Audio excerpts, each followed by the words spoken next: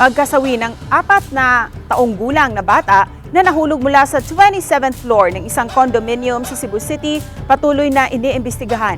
Nangangalap ng karagdagang ebidensya, kasama na ang kuha sa CCTV ang pulisya para matukoy ang nangyari sa bata bago at nang maganap ang insidente umaga nitong Lunes.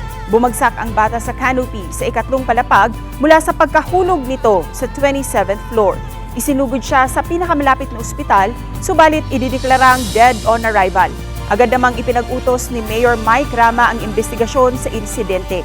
Magsasagawa rin ng insidente ng pagsisiyasat ang Office of the Building Official para malaman ang safety features ng nasabing kondominium. Base sa inisyal na investigasyon ng pulisya, napag-alaman na bumaba ang ina ng bata sa ground floor at iniwan ang nooy natutulog niyang anak. Nang bumalik ang ina, wala na ang anak niya kaya hinanap niya ito. Sa kanyang pagtatanong, may nakapagsabi na may batang nahulog, kaya dali-dali siyang bumaba at dito nakumpirma na anak niya ang nahulog. Nagpaabot na ng kanilang pakikiramay ang pamunuan ng condominium at nangakong magbibigay ng tulong sa pamilya.